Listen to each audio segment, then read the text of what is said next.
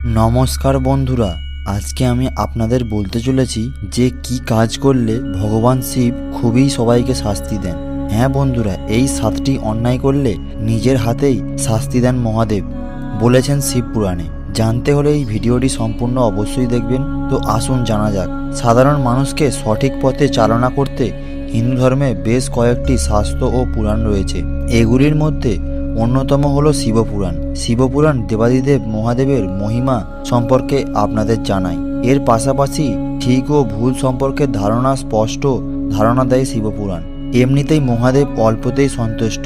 তার সম্পর্কে বলা হয় যে তিনি নাকি একটি বেলপাতাতেই তুষ্ট। তার এই ভোলে বাবা প্রকৃতির জন্য শিবকে ভোলে বাবা বা ভোলানাথ বলে ডাকা হয়। কিন্তু মহাদেব একবার কুপিত হলে তা বড় ভয়ানক আকার নেয়। কোনো কাজ করলে শিব অত্যন্ত রুষ্ট হন, যে সম্পর্কে জানায় শিবপুরাণ। কোনো ব্যক্তি যদি মহাদেবের রোষের মুখে পড়েন তাহলে তার জীবন নরক হয়ে যায়। দেখে নিন, কোনো 7 অন্যায় করলে মহাদেবের অপরাধীকে নিজের হাতে শাস্তি দেন। হ্যাঁ বন্ধুরা, আপনি যদি এই 7টি অন্যায় করেন তাহলে আপনাকে স্বয়ং মহাদেব শাস্তি দেবে নিজের হাতে, এমনই বলা হয়েছে শিবপুরাণে। তো আসুন জানা যাক এই 7টি কারণ কি কি। প্রথমে, আপনি যদি কারোর ক্ষতি না করে মনে মনে সর্বদা তার ক্ষতি চিন্তা করেন তাহলে তা গুরুতর পাপ হিসাবে মনে করা হয়। মনে মনে কারোর ক্ষতির কথা চিন্তা করা উচিত নয়, এতে অত্যন্ত রুষ্ট হন মহাদেব।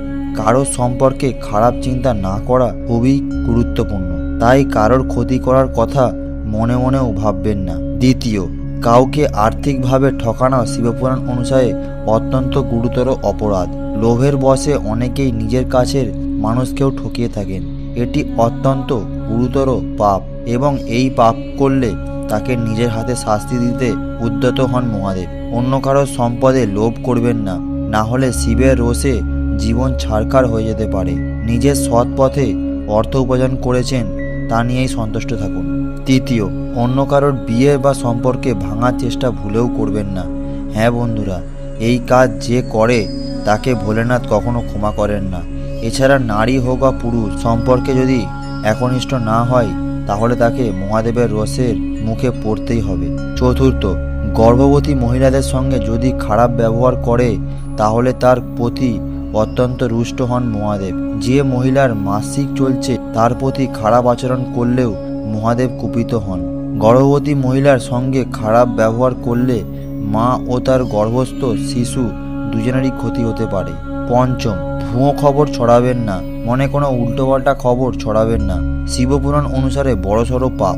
এই পাপ কখনোই ক্ষমা করেন না মহাদেব। কোনো মানুষ বা কোনো ধর্মীয় বিশেষ গুজব ছড়ালে নিজের হাতে শাস্তি দেন দেবাদিদেব মহাদেব, কারণ এই ধরনের গুজব থেকেই অন্য মানুষেরও বড় ক্ষতি হতে পারে। ষষ্ঠ, ধর্মীয় অনাচার করলে রুষ্ট হন মহাদেব। ধর্মে যা করা উচিত নয় সেই কাজ করলে তাকে কঠোর শাস্তি দেন মহাদেব। হিংসা ছড়ানো, মহিলা বা শিশুদের উপর যৌন অত্যাচার করলে মহাদেব ভয়াবহ আকার নেয়।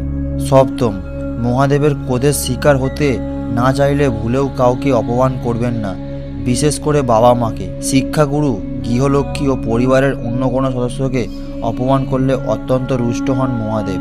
কোনো গরিব বা দুর্বল মানুষকেও কখনো অপমান করবেন না। বন্ধুরা, শিবপুরাণ অনুসারে এই 7টি কারণই রুষ্ট হন মহাদেব। যদি আপনাদের এই ভিডিওটি মন থেকে ভালো লাগে একটা লাইক করে চ্যানেলটিকে সাবস্ক্রাইব করে দেবেন, পাশাপাশি কমেন্টে হর হর মহাদেব লিখতে ভুলবেন না।